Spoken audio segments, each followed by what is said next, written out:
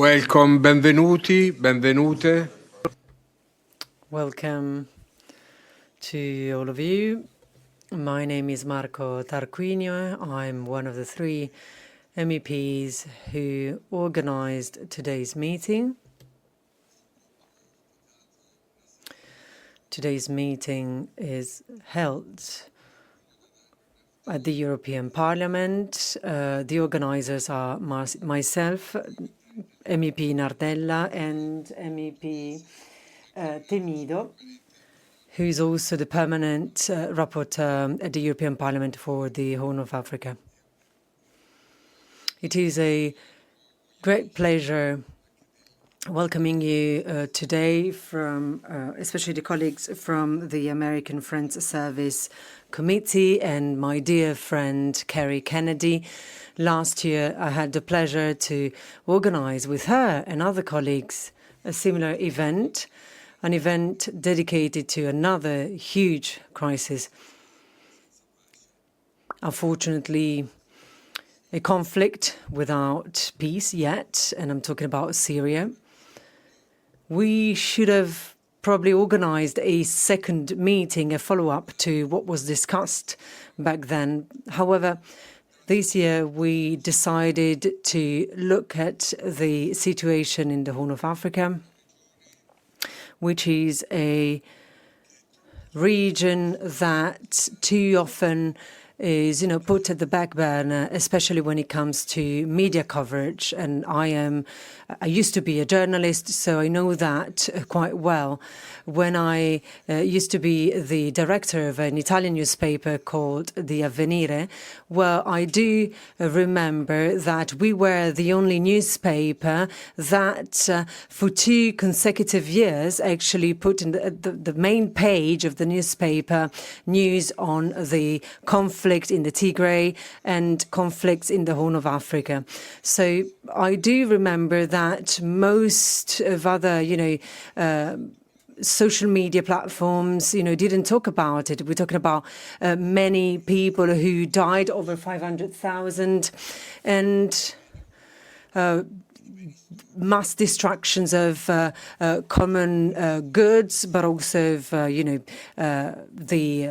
heritage of that area. And so we wanted to focus on this area, which is very dear to us. As a man who comes from Italy, I believe that we do have a responsibility when it comes to colonialism and our colonialist policy carried out in the past. Many mistakes were made by my country, and I think we still bear the brunt of the consequences of what we did in the past, and we haven't made peace with it. So today, we want to listen, to debate. We want to be challenged as well by people who represent, peace, and by those who bring their experiences in such areas. If there is one thing that I learned when I was a journalist, and that I tried to, keep on doing as an MEP, is to listen, to understand other people's view, and try to change the course of history, and try to, pave the way for a different future. And this is why I'm very glad to see my colleagues from the American Friends Service Committee here today. I'd like to give the floor to my colleague, Mr. Nardella, Mayor of the city of Florence, one of the capital of peace, thanks to the work of Giorgio Lapira, a former mayor who was president of the Alliance of Global Cities, and that was in the second half of the 20th century. Well, Mr. Nardella, Dario Nardella actually sent a video for us. Please. When Marta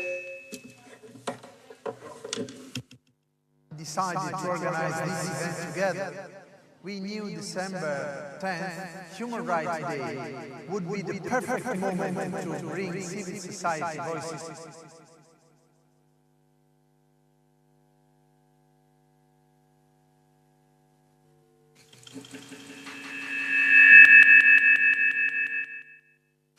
A volte succede, ecco, adesso l'eco lo sento anch'io, bisogna che lo togliamo.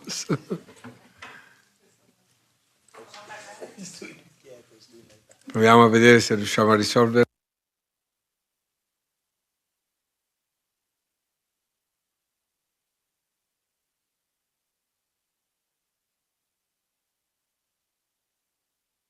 Va bene, allora brevemente continuo a parlare io, a concludere il mio intervento iniziale. Okay, so I can take the floor again and conclude my speech. Well, as I was saying, the Horn of Africa today borders with other neighboring countries. However, we will focus, of course, even in the first part of this meeting, on those countries. So the first part will be moderated by myself and the second part by my colleague Kerri. And I'd like to thank all the MEPs who have accepted our invitation and all the speakers who come from the European Commission and from other institutions. For example, the member of the CI and of Jonas JONSSON, EEAS, and of course the Nicolas Cuesta Santiago, the Vice Director of the ECO DG, and I'd like to thank, all the other speakers who, were invited. For example, I'd like to thank again the colleagues from the AFSC and from the colleagues from AAFJN and Fidon Mwombeki as well. So there are other speakers, in line, so we will announce them later on. But I'd like to thank as well Salwa Esaldik, a woman from Sudan, who will bring her experience from a country which unfortunately is witnessing the biggest humanitarian crisis in the world. In the past, that record was unfortunately held by Syria and then by Yemen. And now we are also looking at the conflicts in Gaza and West Bank as well. And we saw what has been done in Gaza, and the United Nations told us that there's a conflict that again hasn't received the deserved attention from the public, and I'm talking about Sudan and Yemen as well. So I'll give the floor to our colleague later on, and I'd like to thank you for being here today. I had the pleasure to meet you and listen to your speech when we organized a meeting within the committee that works on human rights and development programs as well.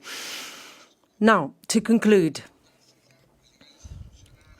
from an institutional point of view, I have to say that, very few people actually talk about the Horn of Africa. And I do want to pay respect to, the people who live there, and rather than the governments, because I think, history is made by people. Since 1993 in Eritrea, there is a government of Isaias Afwerki. I met him several times, and I also witnessed the tragic events that involved the people of this country, who paid a huge price. They had to, to flee the country via the Mediterranean Sea and via other routes in order to find a better life and to avoid, for example, being called to work in the army or being imprisoned. So I believe that dialogue is indeed paramount in order to overcome today's challenges, and Isaia Safeverki is also one of the men behind the conflict in Tigray area, and he was one of the main protagonists of such conflict. And unfortunately, these conflicts all usually have, such men, for example, Europea Medali, who won a Nobel Prize for peace during the reconstruction phase, of course, with Feverki as well. So, but we also knew that back then, Ethiopian troops and Tigray's troops were actually fighting. So, we need to shed light on these conflicts, and we need to try and find a path. In Somalia, for the past 35 years, we have been witnessing a collapse of the government and of the institutions. And there's also a paradox. Apparently, there is a good, so-called good government, which is managed by Al-Shabaab, by Al-Shabaab's militia, who support the Islamic State, and they basically reduce to bare minimum the main government and the main politicians. So they're actually trying to, of course, lead the area of Somaliland, the independent area, and other areas in the same country. So when I refer to Somalia, I think about what my country did, and I think what the past actually told us about it, because there was a huge mosaic of different cultures and different people and ethnic groups who fought against each other. And in 1960s, Italy actually managed part of that area without colonizing it. So they actually managed to, control the situation, even though we know how and what happened with Shabaab and its regime. And, we know that several conflicts followed. And it left Djibouti as a last country to be mentioned, because very much that the current situation is quite complicated as well. And at the moment, it is the most stable area in the Horn of Africa, but it has become, the base of, different military services, for example, from the US, from other countries who have decided to set up their military bases there. For example, we have Camp Lemonnier, a French military base, and since 2017 there's also a Chinese military base. So the whole world is actually there, or at least the biggest powers in the world are actually represented there with their own military base. So I've been talking too much, so I'd like to conclude my speech. But again, this is a topic which is very interesting and very dear to me. I'd like now to try again and show you the video from my colleague Nardella, please.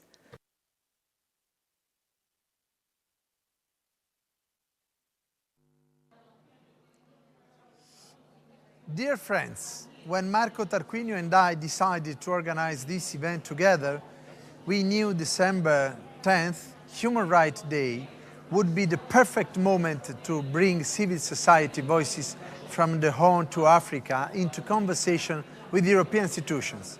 We planned this gathering because we believe these dialogues are essential, not optional. Unfortunately, an urgent and unavoidable institutional obligation has taken me away today. I'm frustrated to miss this event, but I'm grateful to my friend and colleague Marco for ensuring the event goes forward, and I did not want my absence to mean my silence. So please accept this recorded message as my contribution to a conversation I wish I could have with you in person. As a member of a delegation to the Africa-EU Parliamentary Assembly, I know how vital these exchanges are. The work we do in parliamentary delegations only has meaning when it connects to the real voices, the real struggles, and the real solutions coming from civil society and the ground. Let me thank the American Friends Service Committee for partnering with us on this gathering, and most importantly, I want to welcome the civil society leaders who have traveled to Brussels from the Horn of Africa. You are not guests in the European Parliament, you are partners in building peace. You meet on December 10th, Human Rights Day, at a moment of a profound challenge. The Horn of Africa faces persistent insecurity, devastating humanitarian crises, and conflicts that have displaced millions. We see violence used as a weapon of war. We see civic space shrinking. We see young people forced to flee rather than build their futures at home. But we also see extraordinary courage. We see women leading peace initiatives in their communities. We see faith-based organizations providing not just material relief, but the trauma, healing, and reconciliation. We see youth movements demanding accountability and democratic governance. We see civil society refusing to give up, even when the world seems to look away. This is why this gathering matters so much. Let me be clear about something fundamental. The future of Europe is linked to the future of Africa. Our destinies are intertwined. Stability in Africa has an impact on Europe, and Europe's choices have consequences for Africa. This is not charity. This is not a relationship of donors and recipients.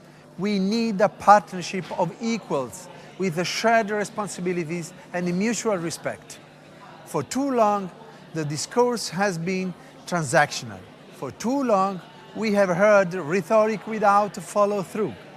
That must change. The EU and AU summit in Luanda last month must be a turning point from rhetoric to genuine partnership. We committed to work together on peace and security, on climate action, on economic development. Now comes the hard part, turning words into action. At a time when the world faces multiple crises, we see some major international actors reducing their commitments to development and humanitarian aid. We see budgets cut, programs cancelled, promises broken. This creates a vacuum. People suffer when aid disappears. In times when others retreat, Europe must step forward with values, with resources, with solidarity.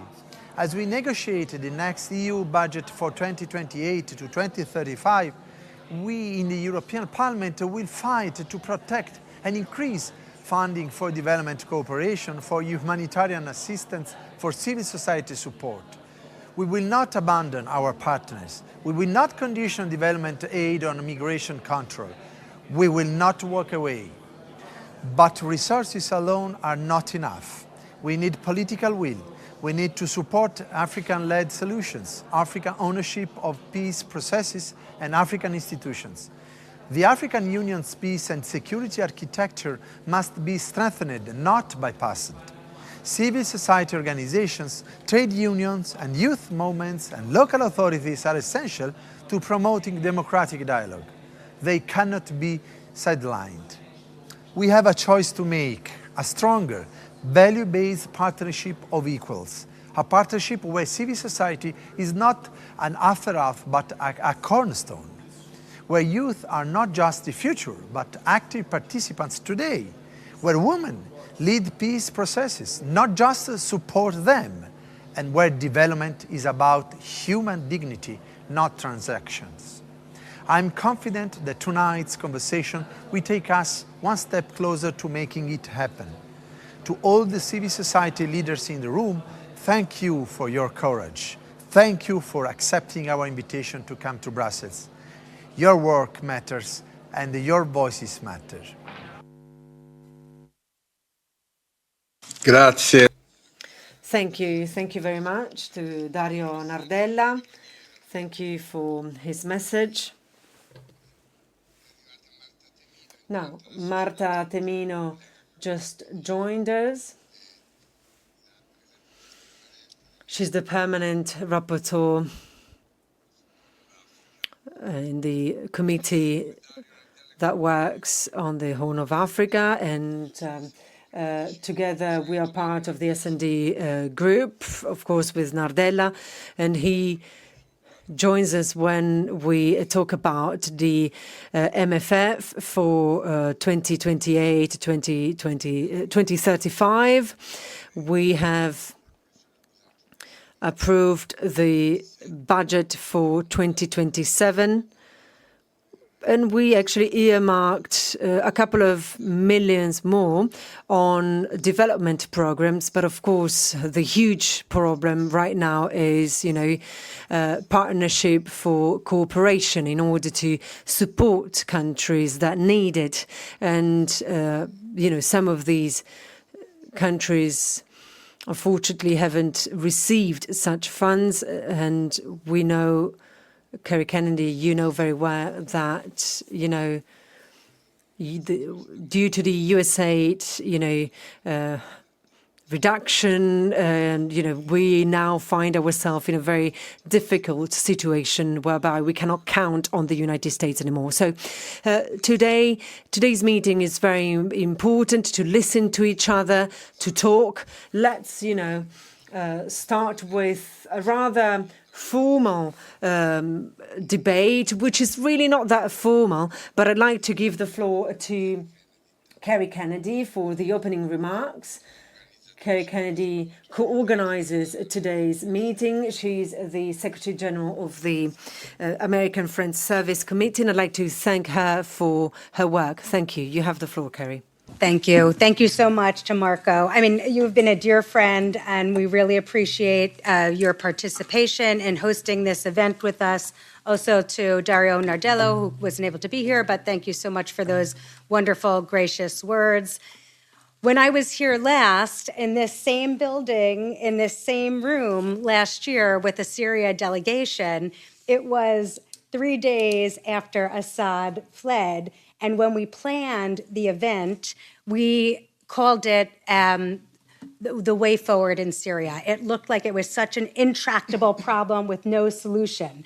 And then we brought a delegation here, and though there is still so much work to do on Syria, a way is opening up for a peaceful future. So perhaps a way will open up after this meeting in Sudan and Somalia and some of the other conflicts that we are here to talk about on the Horn of Africa. So I am with the American Friends Service Committee, which is a 107-year-old Quaker peace and social justice organization. We won the Nobel Peace Prize for our work in Europe in 1947. So we have been working for more than 100 years to dismantle systems of oppression and violence around the world. We do not do that by ourselves. We are based in America. As Mario said, we are seeing unprecedented move towards authoritarianism in the United States. We are seeing global shifts towards extreme repression, violations of human rights, a declining democracy. You may have seen Civicus just deregulated the United States on the democracy scale for the first time that has ever happened since they have been measuring this scale. So the work that we need to do globally as an international movement is more vital than ever. And we, the United States, I am ashamed to say as an American, we have retreated from a leadership role in supporting human rights and peace around the world. So it's up to us, leaders of civil society, to be even more active and to pick up that deficit that the U.S. administration is demonstrating. The unprecedented USAID cuts, when we were doing risk assessments in the United States, never believed in a million years that USAID would have been cut overnight with no protection, with no bridge funding. $36 billion has been cut by USAID, and that has caused a ripple effect globally as people now move to entrench their development budgets in stabilization and militarism. Understandably so. But the impact that has on civil society is devastating. And we, AFSC, as I said, we don't do this work alone. We bring movements, we bring leaders together, and I am so delighted and proud to be part of this delegation. We brought 25 leaders from the Horn of Africa here to Brussels to liaise with members of parliament, to liaise with leaders from civil society, with academics, to bring their locally led solutions, their solutions to the problems in the countries in which they work. I would like all of the leaders in the room that are part of the AFSC and AACC delegation just to please just stand up for 1 second so we could recognize you. So this is the leadership group that we are bringing from the Horn of Africa. And unfortunately, you will not have a chance to hear from everybody here today, but you should. And we have 2 more days of events at QCEA, which is the Quaker Council on European Affairs, and we have the director, Andrew, here in the back as well. So we will be at the Quaker House for the next 2 days. We have panels where you'll be able to hear thematic and geographic conversations from the leaders in this room. I have learned so much just in the 3 days that I've been here and hearing from them. And I'm just delighted to be here. I'm sorry about America as an American, and I am affirmed and proud to see that the European Union is stepping up and trying to meet some of the partnership goals that the United States used to provide.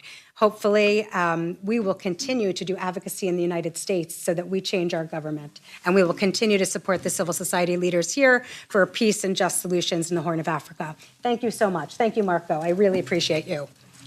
Grazie. Grazie a Kerri. Thank you very much, Kerri, for your passion, for your speech, for your courage as well, and for the clarity. I think you are very straightforward when it comes to telling the truth. I'll now give the floor to Fidon Mwombeki, Secretary General of the Conference for Africa. Please. Very much for the invitation, for the hosting in this wonderful place. I come from the All Africa Conference of Churches, which is teaming with AFSC in working for the peace in the Horn of Africa. The All Africa Conference of Churches is a fellowship of 216 member churches in Africa, in 43 countries. But one of the things we do from the beginning in 1963 was to work for peace in the African continent.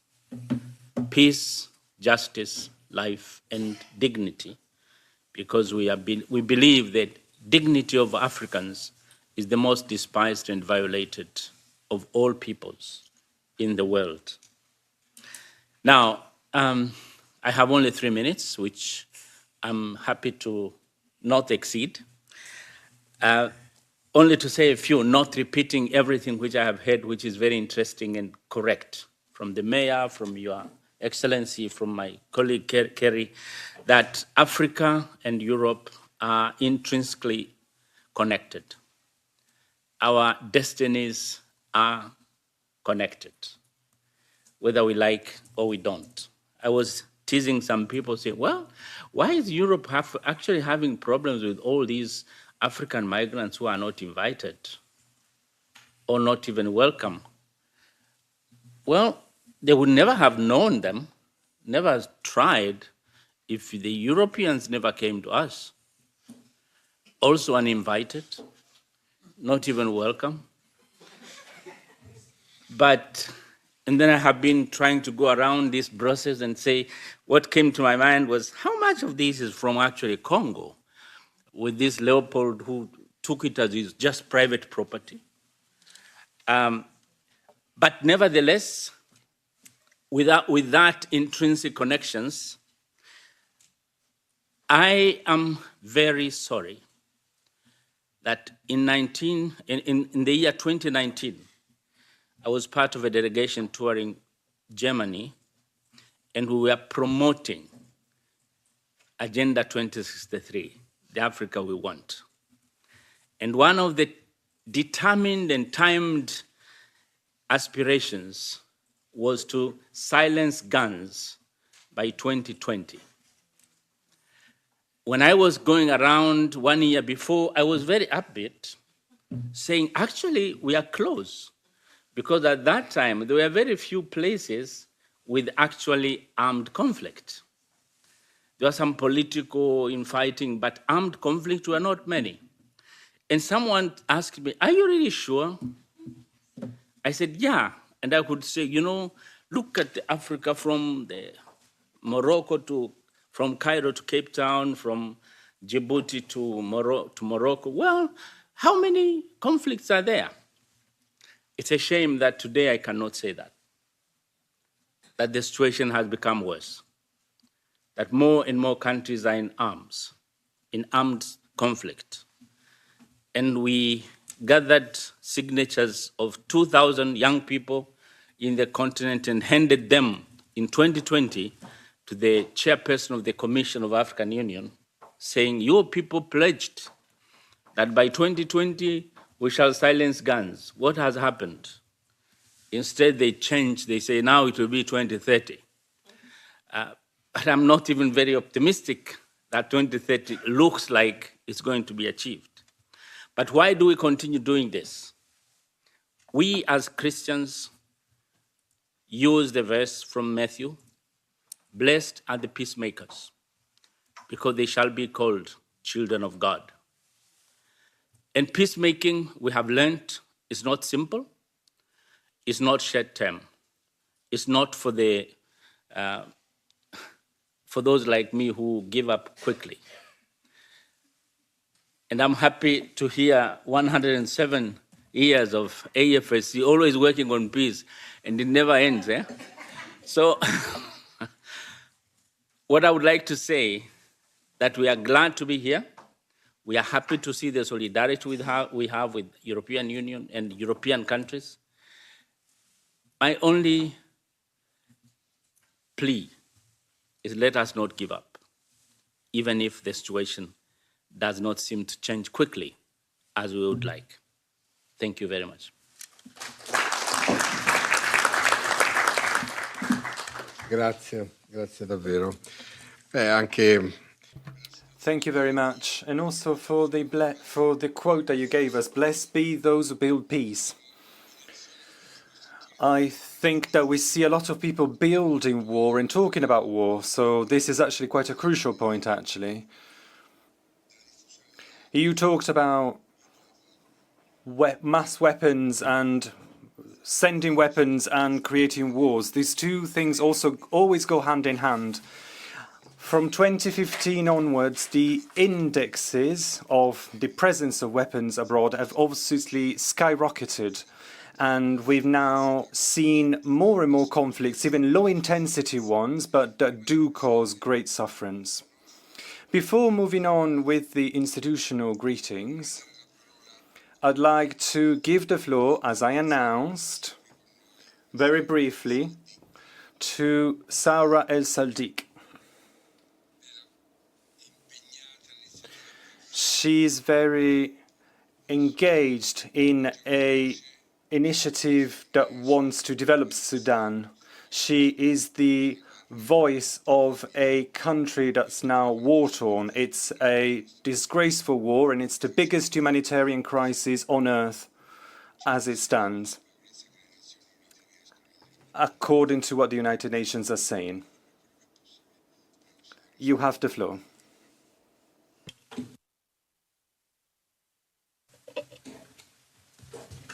Hello. Thank you for giving me the floor. Excellencies, distinguished guests, dear friends, we gather at a moment when the principles that define our shared humanity are being brutally tested in Sudan. The people of my country, especially its women and girls, are enduring a level of violence that no nation should ever face. And they look to you for decisive leadership. In Sudan, basic services are collapsing. Women work for hours seeking reproductive health care that may no longer exist. humanitarian aid has been weaponized. Access is denied. Girls as young as 12 are used as bargaining tools at the checkpoints. This is extortion. Across Sudan, women and girls face the gravest and most racialized forms of violence. Conflict-created sexual violence is not incidental. It is systematic.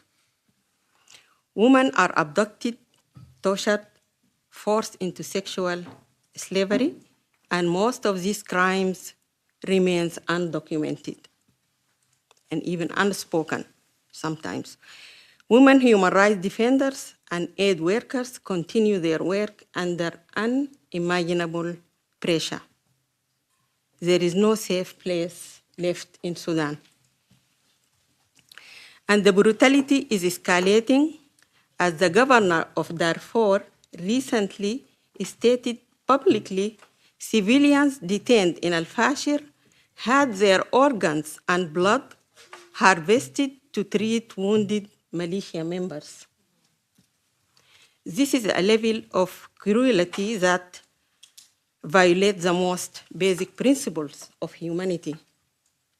And yet, in the face of all of this, Sudanese women are holding the country together.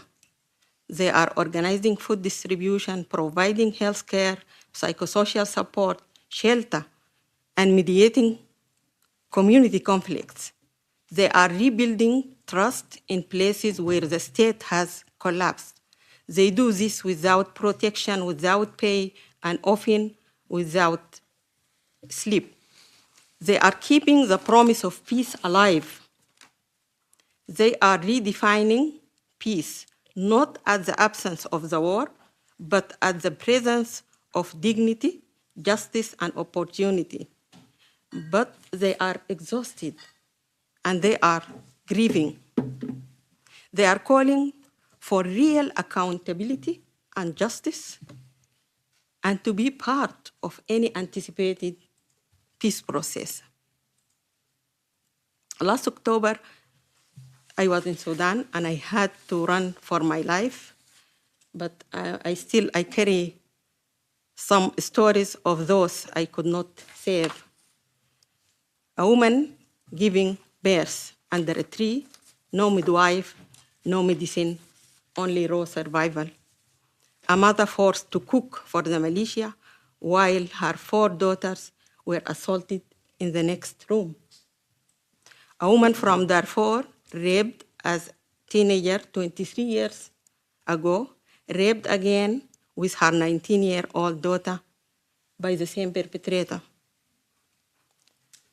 This year, the world marks 25 years of Resolution 1325. So the hard-won gains of the Sudanese women are being erased. Instead of progress, we are witnessing a violent regression. If this goes unpunished, the world will normalize sexual violence as a legitimate weapon of war, not only in Sudan, but everywhere. So how do we compel local and international authorities to truly protect civilians? Because Sudan's war is no longer a national war. It is regional. It affects Chad, South Sudan, Ethiopia, Uganda, Kenya, Egypt. And if Sudan collapses completely, the Horn of Africa and the Sahel will not be able to absorb the shock. Excellencies, do not let Sudan become the ignored crisis of our time. Your decisions in Brussels today can open humanitarian corridors into Darfur, can prevent starvation, can protect a girl in Kordofan, can stop another genocide to happen. Your support for women-led community-rooted organization can keep a nation from falling apart. And your political leadership can ensure that Sudan women take their rightful place at the negotiation table where they belong. The American Friends Service Committee recently conducted a research inside Sudan. What they found are not statistic recommendations, they are human truths. And let me take you through through some of these human realities. So people in Sudan, they are seeking ceasefire, a true ceasefire. People used to tell us, just stop the guns. We don't need promises. We need the guns to stop so food can come through. Starvation is being used as a weapon of war. So citizens used to tell that we hear bullets less often than we hear our children crying from hunger. The GBV survivors need healing, not silence. A girl, which pregnant from rape, told me that I am trying to be brave, but inside I am completely broken. Even she said she can't look at her parents. Excellencies, the weapons destroying Sudan are not made in Sudan. So according to the civilians' recommendations and according also to the research recommendations, we need to cut the flow of arms, help to cut the flow of arms to Sudan, cut the money lines, name the countries who are influencing and fueling the war in Sudan. The UAE has to be punished or stopped from doing that. Otherwise, the war will continue to the end of the time. The civilian also look for diplomacy not to be fragmented. They look for the word is negotiating in too many rooms with too few Sudanese. So they need to be included. And our refugees are not numbers. They are few scattered across borders. Borders are bleeding. Our borders are open to everything except protection and except human aid. And finally, the disinformation is another front line. A young journalist from Sudan said, "Disinformation kills. It makes neighbors fear each other." Excellency, Sudanese civilians are exhausted, but they are not broken. They want partnership, not pity. They want diplomacy that is coherent, not fragmented. They want justice that prevent future violence, not political deals that reward armed actors. Right now, the EU has critical opportunity to act on evidences grounded in community voices. These findings come from people who want only one thing: to live without fear. If the EU champions these voices and these findings of the research, Sudanese communities will feel seen. And history will remember that Europe has chosen to stand with humanity, not with the logic of war. Thank you very much.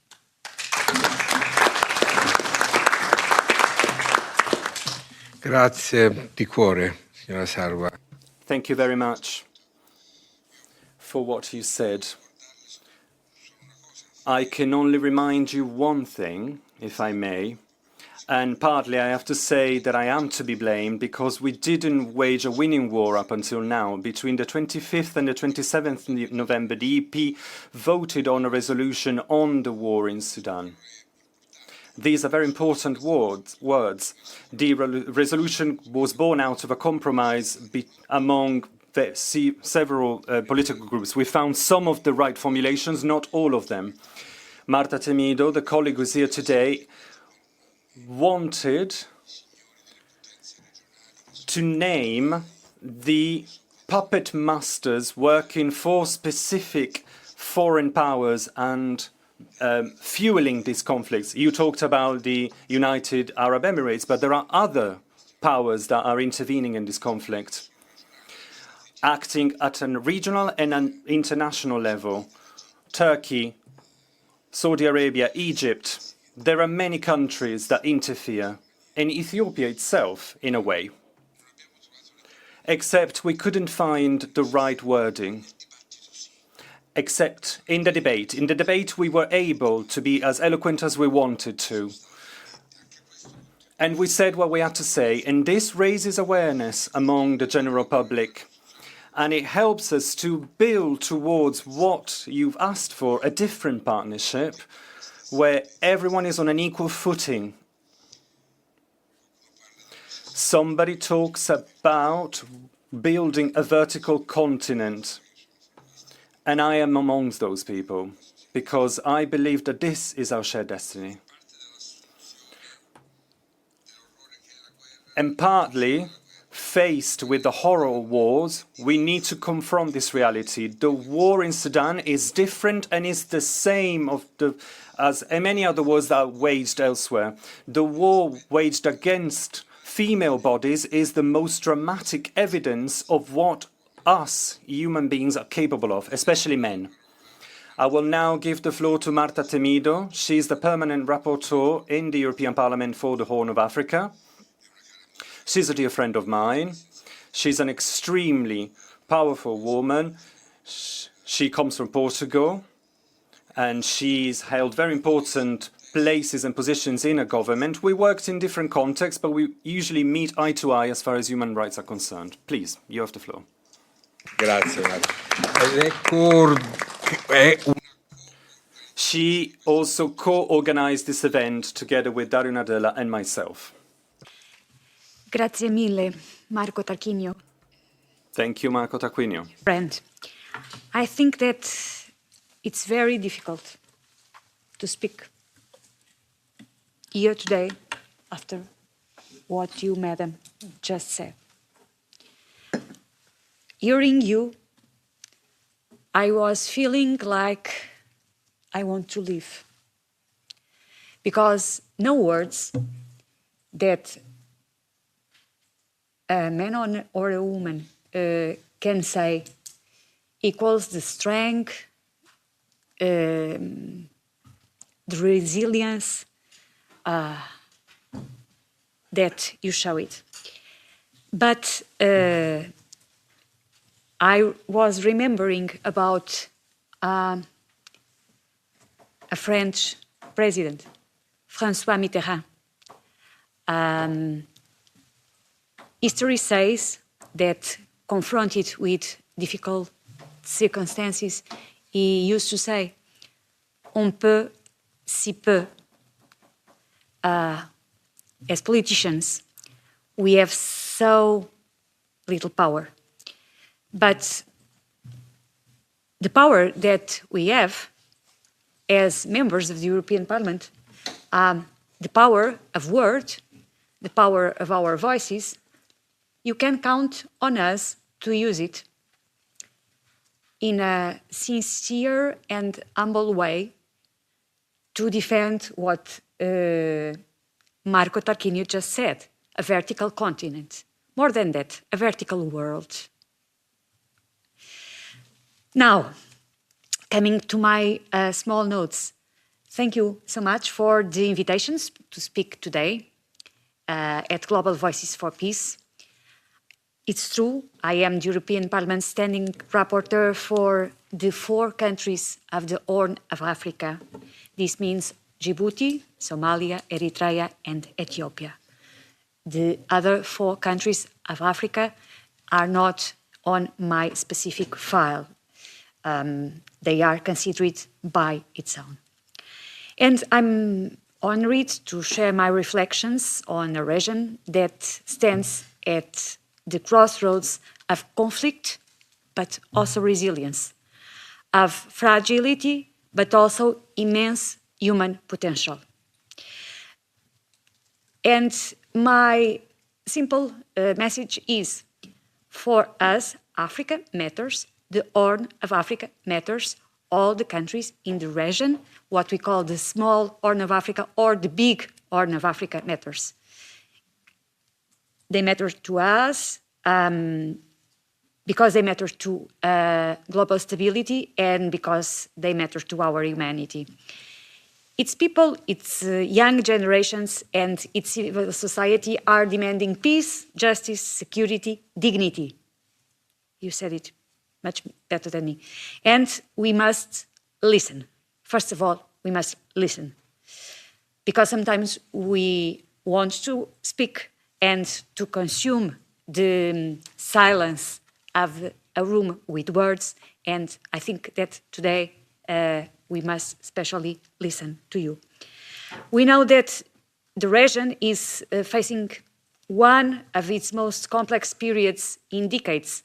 We, as Europeans, we see many challenges because of conflicts and geopolitical competition, because of maritime and trade security, because of migrations and displacements. We see interstate tensions, internal armed conflicts, mass displacement, and a devastating humanitarian crisis fueled by climate shocks, food insecurity, economic fragility, but also man-made. Across the region, millions of civilians continue to carry the weight of wars they didn't choose, that you didn't choose. Yet, we also see remarkable resilience from you, from women mediators, from local peace committees, from youth activists, from journalists who continue to defend human rights despite enormous risks. And it is from this perspective that I would like to underline 3 key messages reflecting the European Parliament's position and the values of our political group. First of all, peace and stability in the Horn of Africa require political courage and inclusive dialogue. Conflicts in the region cannot be solved by military means. The European Parliament has consistently stressed that political transitions must be civilian-led, that peace processes must be inclusive of women and youth, and that reconciliation must be grounded in accountability. Last plenary session, we have called for an immediate end to violence in Sudan, for enriched humanitarian access, and for a credible political process that puts civilians at the center. The second point that I would like to stress is that human rights must remain at the core of our engagement with the region. There is no sustainable peace without human rights. We have condemned atrocities committed in Ethiopia's Tigray region and continue to call for independent investigation and justice for victims across all regions. We have raised our voices on arbitrary detentions, enforced disappearances, and severe restrictions on civic space, namely in Eritrea. We stand with the Somali people in their fight against terrorism, but also insist that counterterrorism must never come at the expense of human rights or democratic freedoms. The third point, the EU must invest in long-term resilience, human development, and regional integration. The Horn of Africa has enormous potential, but this potential can only flourish if Europe engages not only as a donor, but as a partner in development, a partner in climate action, and a partner in building democratic institutions. We, as the European Parliament, we have repeatedly called for stronger support for food security and climate adaptation, for investment in education, digitalization, for sustainable infrastructures, protection and empowerment of women and girls, and enhanced regional dialogue, especially on water security, border management, and mobility. We must support the positive forces of change. Again, women, human rights defenders, youth networks, independent media. These are the real engines of peace. Dear colleagues, dear guests, the Horn of Africa is not destined for conflict. It is a region of extraordinary resilience and creativity. But peace will require sustained political will in the region and in Europe. From my perspective, our message from European point of view should be clear. We must be consistent, principled, and engaged. We must put human dignity at the center of our partnership, not commercial interests, not any other interests. We must defend women's rights with credibility, and we should promote a real partnership between equals, between equals, between equals, between equals, between equals, between equals, between equals. We are equals. We have the same rights.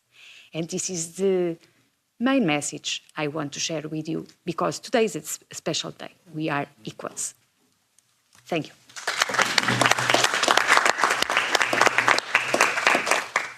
Avete capito che nel Parlamento... You might have understood now that we have a great defender in the European Parliament, someone working on the Horn of Africa and who has great awareness of what's happening in the region. Thank you very much to Marta Temido. And I will now give the floor to the AAAS, Jonas Johnson. He is the responsible of the Horn of Africa. I always say that the EEAS is the arm of political Europe and also of defense, if you want to use higher words. And I'd like this to be developed because we definitely need democracy and diplomacy. Jonas Johnson, you have the floor.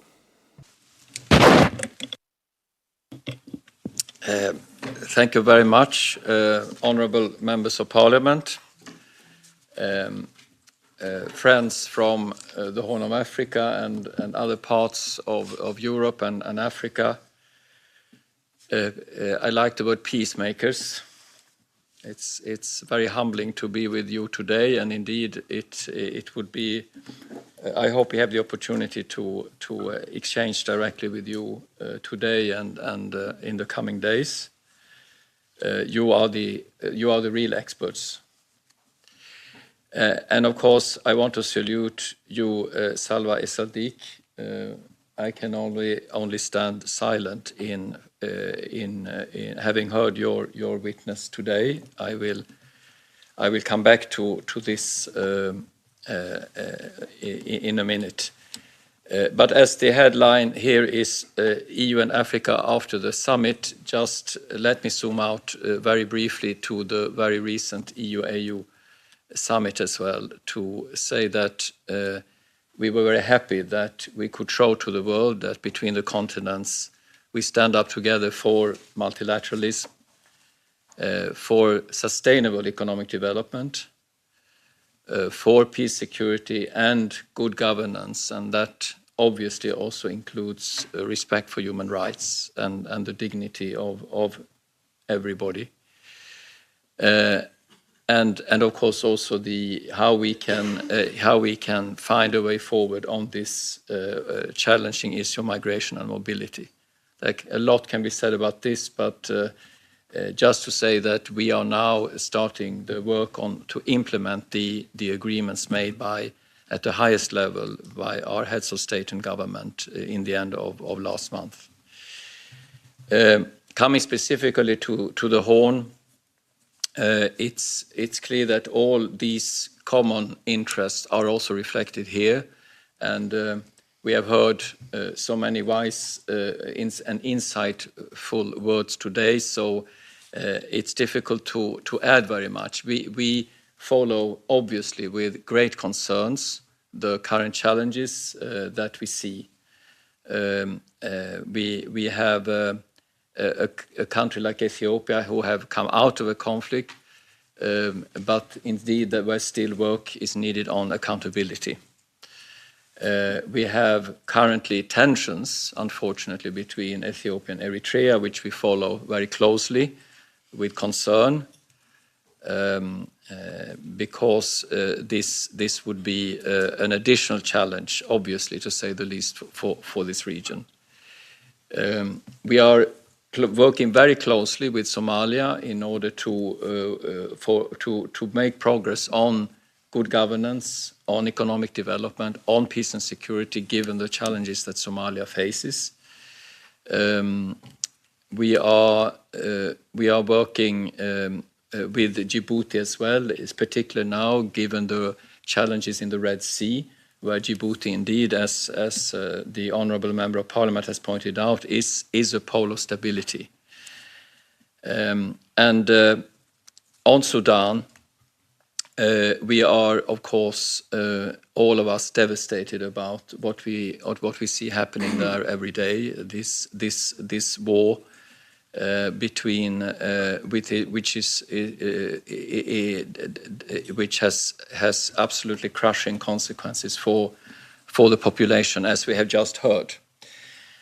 All our 27 member states, as much as the European Parliament, has come out publicly quite recently with 4 asks to the belligerents. And the first one is the cessation, ultimately the cessation of hostilities, which has to be in an inclusive process. Secondly, humanitarian access and protection of civilians. And what we have just heard shows how imminently important this is. Accountability. There has to be accountability of all the crimes, some of the worst crimes that humanity can imagine, that have been happening and that are happening. For that, we are very supportive of all evidence collection that, of course, now has to happen so that there will be justice as soon as possible, but at least when this conflict is over. And finally, a civilian inclusive transition. And in all of that, and it's again very important what we've heard, we need to see the full involvement of civil society and notably, of course, of women. And we salute all the work that is done by women's groups on the ground, youth groups, in order to make life a little bit more bearable in this particularly bad situation.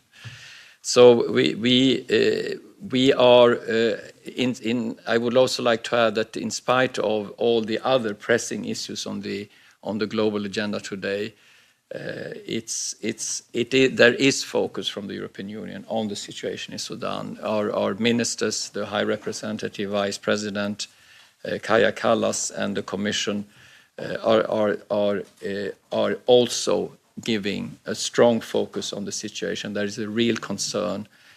We have adopted sanctions. We are looking at adopting additional sanctions given the developments on the ground.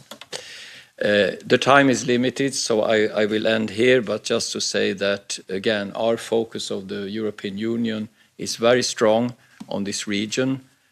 We want to work very closely with you here in Brussels, but also on the ground through our delegations and our colleagues who are working there in different fashions, and we will hear more about the particular humanitarian angle now, I believe. Thank you very much, sir.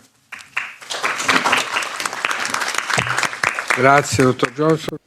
Thank you very much, Mr. Johnson. Thank you for, speaking within the minutes given to you. So thank you very much. Now, I'd like to give the floor to our colleague from ECO, the colleague Nicolas Cuesta Santiago. Well, the DG ECO actually works on humanitarian aid and on cooperation. So I'll give you the floor. Thank you very much. Grazie mille, Signore Tarquinio. Good evening to everyone. First of all, I would like to thank the honorable members of the European Parliament for organizing this event, which is, in our view, very important to give visibility and to bring some attention to a region which is, has been said, very important for us. Being myself just back from Somalia is very timely, and I just have in my eyes some of the elements that you were very lively describing, and I will be glad to share some of these main takeaways that I bring back from Mogadishu, but also from other parts of the country. From my side, I will focus on the humanitarian situation on the ground. Is somehow easy because it has been mentioned in several occasions. I will talk about Somalia, Ethiopia, and Kenya. I think that after listening to our colleague on Sudan, it's very hard to add anything, but just to insist on Jonas' remarks that Sudan is a priority for the European Commission. It's the largest humanitarian crisis, is a top priority for us, not only in the funding, but also in the humanitarian advocacy. And we are heavily involved, both here in Brussels, but also with our field network, which is present in Port Sudan. So I want to reiterate this important and this visibility for the European Commission. You mentioned, and it has been already explained, the Horn of Africa region faces a very significant number of security, political, and socio-economical challenges that are being worsened by natural disaster, by the recurrent impact of epidemics. And this situation is making, is having a huge impact, destroying life, displacing people, and causing food insecurity and human suffering. So I think this is one key message that I think is shared, but nonetheless important to repeat. We have seen the repeated cycle of drought and floods make the recovery now much harder than used to be. And we have seen that after the historic drought affecting the Horn in the period of 2023, we witness heavy floods, and that's creating a new cycle of displacement, poverty, and food insecurity. The situation today, I'm just back from Somalia, as I was saying, is pointing towards that new cycle of drought, which means additional leaks. One of the key takeaways that I bring from there is that communities, despite of having enormous resilient capacity, have less and less room for developing this resilience, and are confronted to an acceleration of the impact. Focus on Somalia, a couple of data that I think are relevant for placing the magnitude of the needs. We estimate that around 9 million people are affected by a combination of conflict, displacement, floods, drought, and epidemics outbreaks. Another figure which is very important is that more than 4 million people have been forced to leave their places because of the climatic impacts or because of the violence. This is huge. This is an impact that is difficult to understand, but very easy to see on the ground. Food security remains a big concern in Somalia, and it is likely to be even worse in the coming months and years. 1 out of 4 Somalis are projected to be acutely food insecure by the end of the year. If you compare the figures at the beginning, there is at the beginning of this 2025 is 1 million people more. The figures are huge, and it's difficult to some time to assess what is behind. And the situation, as I was saying, is worsening in a context where the donors base, and it was very nicely framed, is shrinking, and that makes the humanitarian work even more challenging. We as humanitarian, we need to honor our mandate, and we have to work in that situation in a different way. And that's why taking into account the consequences and the impact and the lesson learned from the 2020-23 drought that I was mentioning, in Somalia, what we are witnessing is a new way of working that is pretty much focused on the needs of the people, not that much on the capacities of the organizations coming from outside, and pretty much focus on the added value and the capacities of the organization on the ground, of your organizations and the people like you, which are the driving force of the response.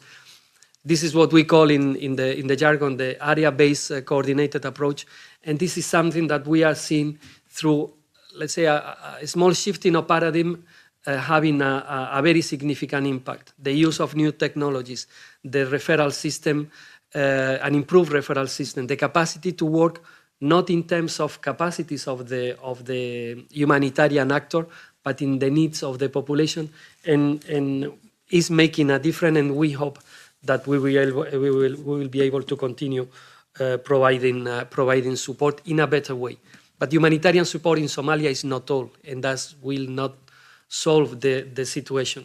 That's why I would like also to make a call and a plea to the development actors. And I think we are with our members of the European Parliament to share this call. Development has a role to play, and the capacity to improve the resilience of the population is there. But we need to also be changing the modality in which we engage in this type of fragile context and be decisive in the way we operate. We mentioned also Ethiopia. Ethiopia confronted with a combination of different crises, drought, displacement, situation in Oromia, in Tigray, a very, let's say, dire situation, which is, let's say, summarizing two figures that I wanted to share with you. There is more than 3 million people internally displaced and 1 million refugees hosted in Ethiopia. And again, the trend is to be worsening and to be even deteriorating in the near future. In a context also where humanitarian actors have more difficulty to do their job, both in terms of data gathering, but also in terms of the capacity to fully perform their duties. Let me also mention Kenya. It wasn't mentioned so far, but I think Kenya also deserves to be mentioned. You will think in Kenya in terms of a stable country, and it is. A well-developed city as Nairobi has all the attractiveness for being one of the development poles in the region, but Kenya has also its own challenging. Two big major refugee camps in the country, Kakuma and Dadaab, and almost around 1 million people seeking refuge in the country.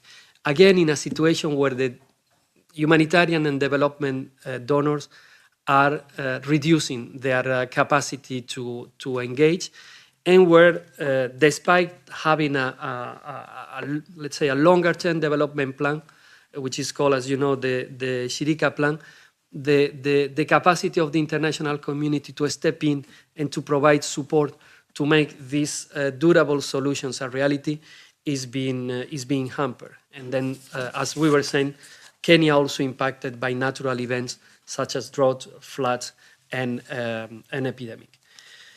Let me conclude. This is the reality, and then you will say, what do you do?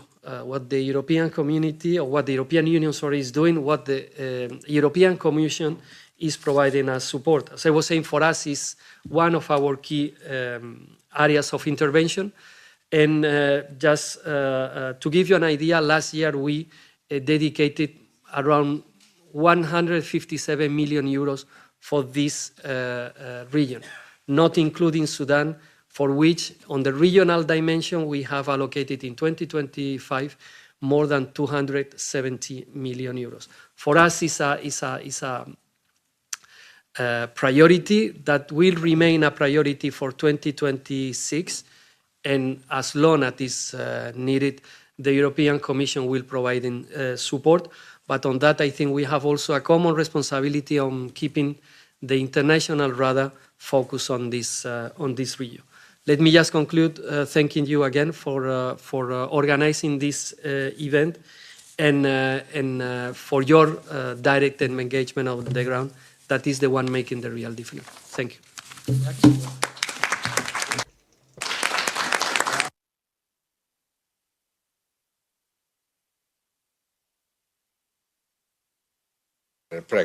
Okay, thank you so much. Thank you, Salwa, Jonas, Nicolas, and member Marta Temido.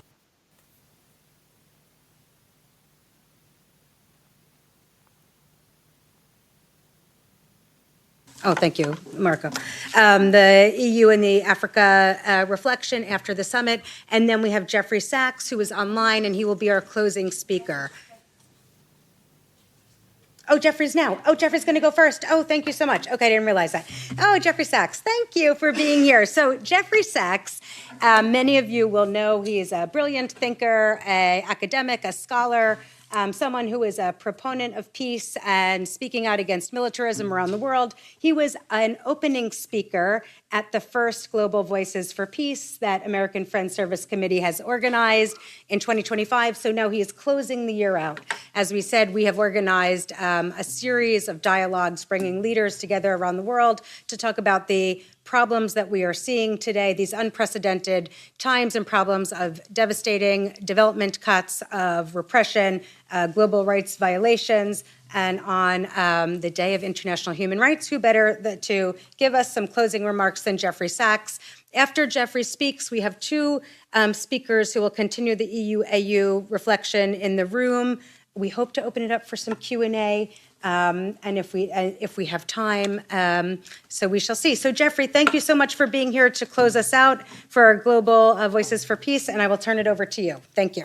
Kerri, thank you very much. Thank you for this important meeting and for inviting me. I've been listening very attentively. I want to say to everybody, you don't have a plan that's going to work.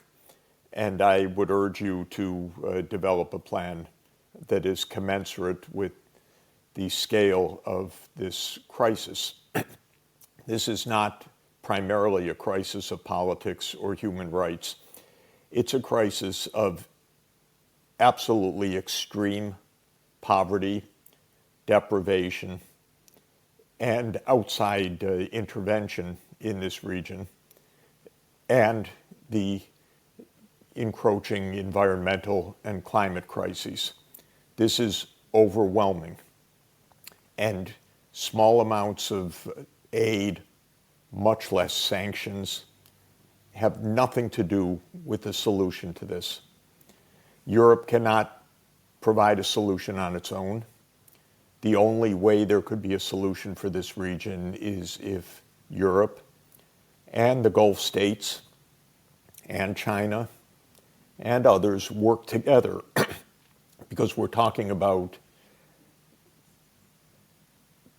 one of the two most unstable and impoverished regions of the whole planet, the other being the Sahel. And the demography is devastating. The population right now, if you take the Horn of Africa, broadly speaking, including Sudan and South Sudan, is about 220 million people. The median age is about 18. The life expectancy varies by country, but it's around 60 to 65. Half the population under the age of 18, and the population projected to grow to about 370 million people from 219 million today. So this is absolutely overwhelming. If you look at the countries of the Horn of Africa in the Human Development Index rankings, Somalia is 192nd of 193, Ethiopia 180th, Eritrea 178th, Djibouti 175th, Sudan 176th. Half the population is illiterate. Primary school completion rates are 50%. This is so much more fundamental than a matter of politics or when the next election is. This is extraordinary and intensifying poverty with very high fertility rates, rapid population growth, and absolutely extreme deprivation. And it's a region in which there is considerable outside meddling and intervention. I attribute Sudan being two countries, each with a massive civil war, mainly to Israel and to the United States. I know it because I was around, but if you went to Kenya in the 1990s, you would see all sorts of military figures and intelligence figures and U.S. politicians and U.S. Christian evangelicals.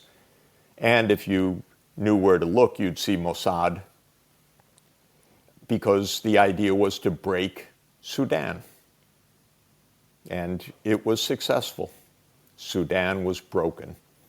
And when it was broken, by the way, the oil wells were given to South Sudan.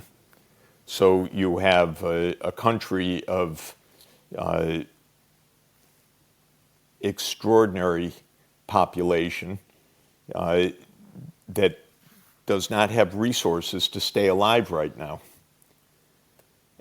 If you look at Somalia, Israel did its job to break Somalia by, of course, building up Somaliland and preventing the central government from functioning, trying to put covert or overt military bases in Somaliland. And so this outside meddling is absolutely extraordinary. But my main message is you cannot make political stability or human rights in the midst of the worst poverty on the planet. And with all respect to the external affairs, the amounts of funding that you're talking about right now, which were just mentioned, they may be very generous, but they are completely incommensurate with this challenge. There is no plan. And for Europe, it's really amazing, by the way, because Europe is sitting, as everybody senses, on a time bomb, because your neighborhood is expanding demographically at an absolutely astounding rate. And with poverty, with the lack of schooling, in Sudan, the schools don't even function right now. I don't know if the primary school completion rate's even 25% right now. So if you want to talk about human rights, under the Universal Declaration of Human Rights, the human rights of all of these 220 million people are violated because the most basic economic rights to the capacity to live, to have access to education, health, food, safe water, does not exist right now. And my suggestion, really, it's my suggestion, is to try to understand this economics. I'd be very happy to help in this discussion. I know a lot about this region, and I've been warning about extreme poverty for a very long time. And I would also really urge the European Union to reach out to other partners, because this is beyond what the European Union could hope to solve. The partners need to include the African Union, of course, but also the Gulf states, the Islamic Development Bank, China, very importantly. I wish I could say the United States, but it's a hopeless country, not interested at the political level on any of these issues right now. But really a global effort that puts aside the ideological issues, the supposed Cold War issues, which are, in my view, completely wrong-headed anyway, and actually addresses the core challenge here, which is an absolutely impoverished region without basic infrastructure, basic education, facing increasing climatic shocks, and with the youth population, half the population, that isn't even getting a basic education. So what kind of future could this possibly bring other than growing disaster, mass migration, instability, people drowning in the Mediterranean, continued war, except if there is a development strategy? By the way, a development strategy is not impossible. It requires a lot of investment in education. Of course, that's the most important. In healthcare and nutrition, in basic infrastructure.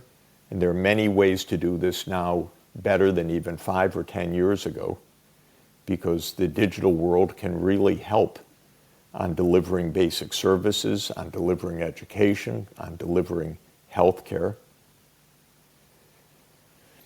But it needs to be planned, and it needs to be designed. And don't believe for one moment, honestly, that this is going to take care of itself, or that this is a human rights issue in the political sense, and that if you can just get the parties together, that somehow this is going to be solved. This is, together with the Sahel, the worst poverty on the entire planet, and with completely adverse demographics.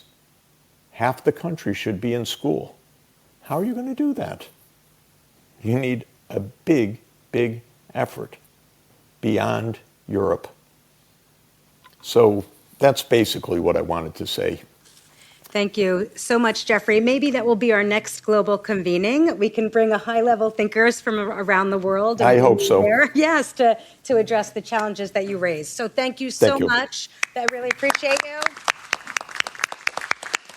Okay, so 2 last speakers. Your challenge is to be so concise and to summarize your interventions in a few minutes. So Elvis, let's have you go first. And I'd just like to introduce you. Elvis Nawe is from the Executive Secretary for the Africa Europe Faith and Justice Network. So please, over to you for a few minutes, and then we'll go to Maurizio. Okay, I'll start with Desmond Tutu said that this day, the 10th December, reminds us that our humanity is bound together. In saving others, we save ourselves. So this is what I would like to start with. And having said that, I would like to reflect on the EU-AU relations in the light of all that we are discussing in terms of the theoretical framework of what we can call the public goods.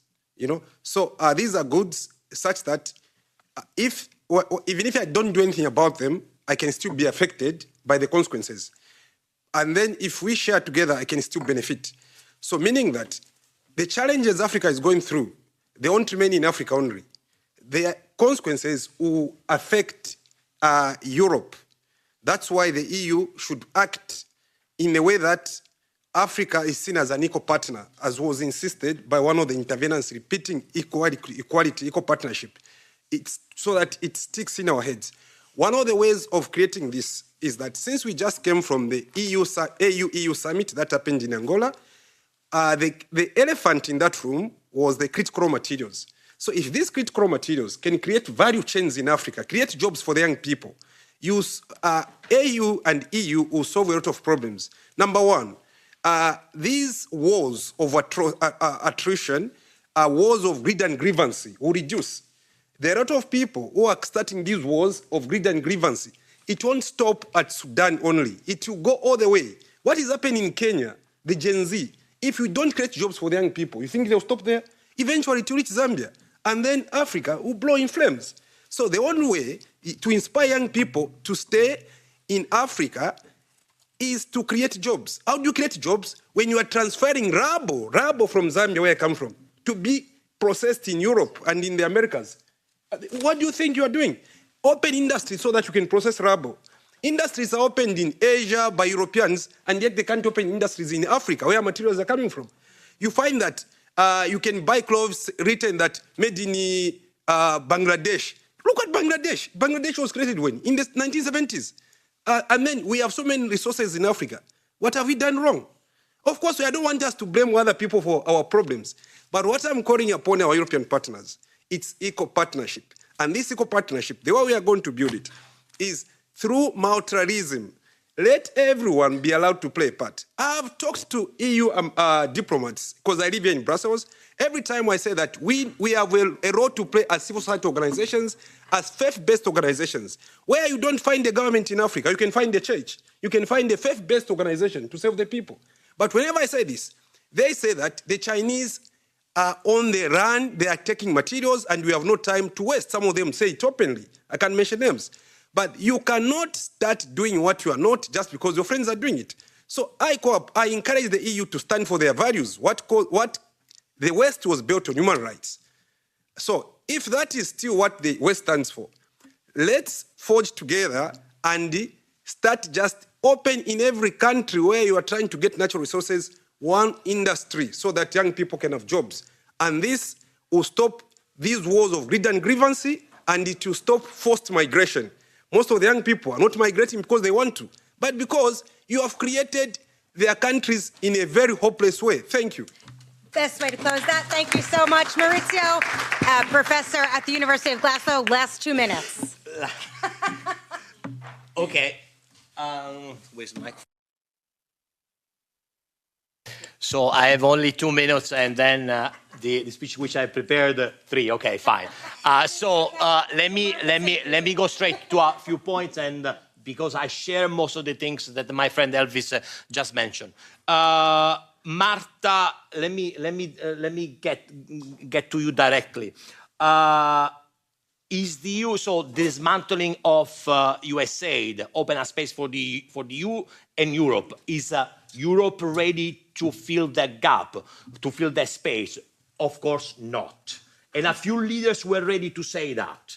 And the last thing which was painful for me was 2 days ago when I don't mention my prime minister, no Italy, the prime minister where I teach, Starmer, which expressly said, I'm going to reduce the budget for ODA, for foreign aid, because I need to transfer money for defense. So going from 0.7 to 0.5, now to 0.3. This week, extremely painful, Sweden announced they will phase out development aid to 5 countries: Zimbabwe, Tanzania, Mozambique, Liberia, and Bolivia, and to use the money to increase support for Ukraine. There are so many reasons why a solution to the war in Ukraine must be found. Diversion of aid is one of them. Diversion of aid is one of them. Now, I totally agree. I'm sorry to say this. Maybe I'm too provocative. Let's forget about a partnership of equals. We've been saying that since Cairo in 2000. The EU-Africa Summit was established, but then was not called EU-AU because the EU does not exist, for that reason. mutual benefits. And I want to see the elephant in the room, critical raw material. Forget about that. So are we talking about a southernization of development policy because we all want to be like China? I don't care. But I want Africans to be able to, a term which I heard so many times when I interacted with the Africans, local beneficiation. Full stop. No partnership of equals. That's, I'm sorry, the Americans know this, that's BS. Okay, so for me, that's BS. For those who don't know, I don't need to translate. So that's, for me, that's the crucial issue. Marco and Marta, can you make sure that development cooperation in the next MFF is not just about the global gateway? There's been a full, if you talk to my friend, it's only about the global gateway, but we need more human and social development. When I talk to my students and I show how much money is given by the current MFF for social spending, and I say to them 20%, but they say, Prof, is this the budget for development or is it budget for something else? 20%, and that's considered so a lot for health and education. Can we make sure that development is not just about infrastructures, that we increase the amount of money for social spending? That's a battle to fight. Can we make sure, a battle for you to fight, that we keep the promise about keeping the amount of aid for LDCs? Those are the ones which are going to be penalized the most. So those are the ones that are going to suffer from the major cuts that we're experiencing. So these are, my speech, I had 3 minutes, I think I made it. You're over. So I'm over, but minute, I'm 1 minute over. But these are some challenges which I think you should face in the next MFF.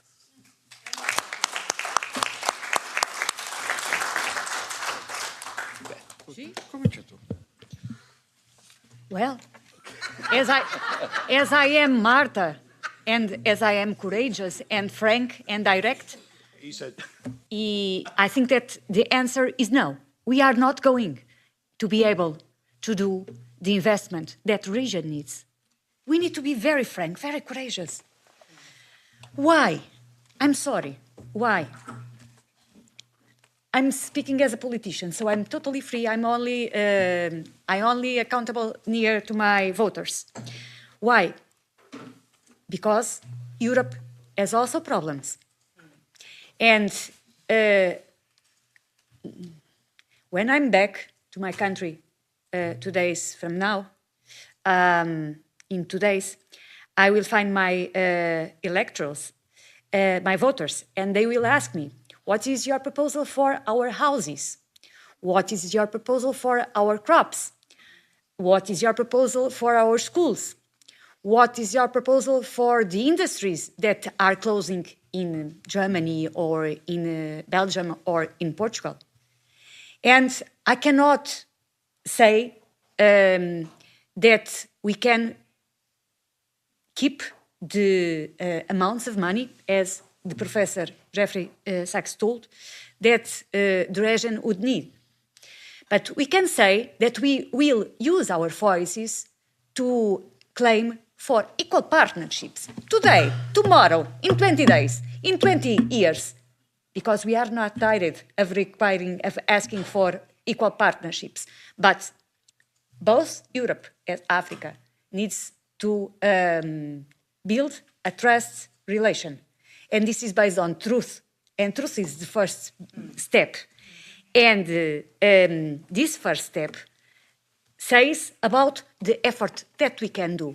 I was listening to the same figures that you listen to, and I was thinking, okay, this also seems short to me, obviously, but this is the amount of money that I need to build a huge hospital. I was Minister of Health in my own country, to build a huge hospital in my own country. So we need to be totally honest about that, as we need to be totally honest about many things that we do not control, as traffic of guns.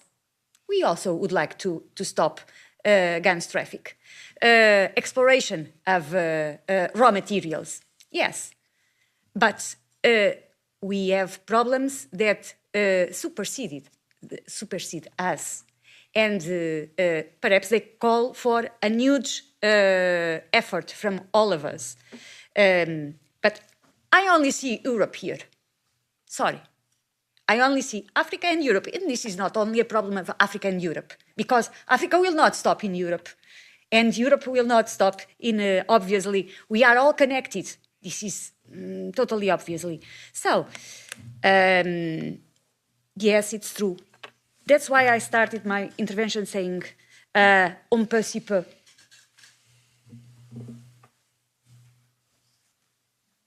But let's start speaking truth about what we can and what we cannot. And we are really trying to do our best, and especially not giving up of our principles in doing that. Because all over the world, we are not seeing too much pay for that. And by the way, yes, it's very short, but I think that yesterday someone was released by one of our missions in Somalia or nearby in a boat. So it's not nothing, but it's a life. It's not very inspiring. It's not much. I'm sorry.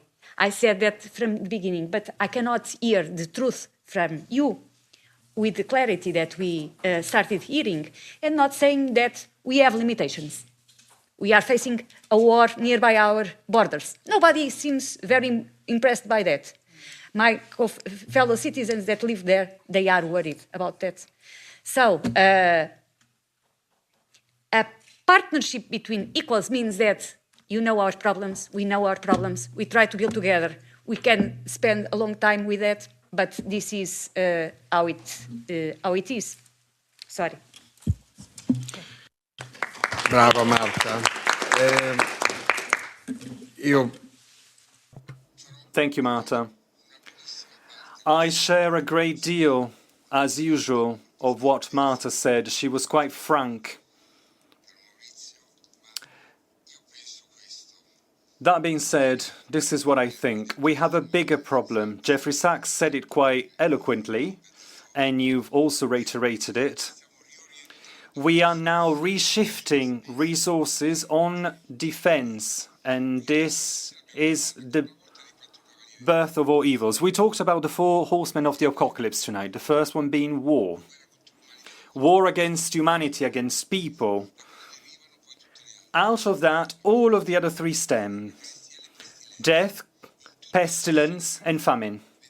In all of these scenarios, we see this repeating time and time again. We are now feeding the first horseman, making it the most important of all. Even us Europeans, we stopped giving priority to war, and now we've resigned, following a scenario that others have defended. Marta didn't say it fully, but in the Development and Economic Development Committee, we need to defend the idea that international cooperation needs to be defended and should not bend the knee to other goals. I am working on a file on this. It's a document that will go hand in hand with the legislative process. I want to link cooperation and development to controlling migratory movements. This is what Europe is obsessed about right now. Wars engendering poverty, the war against climate and engendering climate migrants are fed by the policy of war that is now gaining momentum at a European level. This is what we need to be aware of. And this is the historical crossroads that we're facing now. Either we can play with this or we will be irrelevant. That's why we need to reorient our politics. Can we do this now? I realise that I'm part of a minority that doesn't actually embrace 1/5 of the European Parliament. So I am quite sad as I say this. It is an uphill road, but that doesn't mean that we should stop fighting, much in the same way as we will keep on fighting week after week on all of the files that we have to deal with and that we can influence on, so as not to only focus on defense when we talk about cooperation and development. And especially as far as the relationship with Africa is concerned, Africa is not the only topic worth discussing, but it's something that we have to deal with quite closely, as we only have the Mediterranean separating us. We do, unfortunately, among politicians, there is no shared political view. This simply means that we have a bigger responsibility that weighs on our shoulders. I am very sad not to have given the floor to other voices in the room. Esaldik, Esaldik, I would like to thank you once again. I would like to thank all of the speakers. Kerri, you have the last word. Thank you so much. I really appreciate what Marta said about being truthful to each other, and I think that's the first step in a real partnership and a way forward, is for us to talk, to understand each other's challenges, to understand the experiences that we had. So I'm grateful for everybody here to be on this panel. I'm really grateful to the delegation of leaders who we have in the room. It is your vision and your leadership and your courage that hopefully will pave the way forward for a strengthened European Union and Africa relation. And again, I apologize for the United States, because our deficit in aid is causing more problems on this really important day for human rights. So I hope that everybody was inspired by the little bit of the conversation that you had today, and can join us over the next 2 days at QCEA. Thanks to Federica Bindi, who has helped to organize this panel. She is our European liaison in Europe, and for anything EU related, please go to Federica. Many of you already know her, so thank you to Fed. Salutiamola Federica. Many thanks to Federica. Members of Parliament and to the officials and to everybody here for your time and your contributions. Thank you. And please be kind. Take your glasses over there, get the rest of the food. They're staying over time for us, so please help them with this. Thank you so much.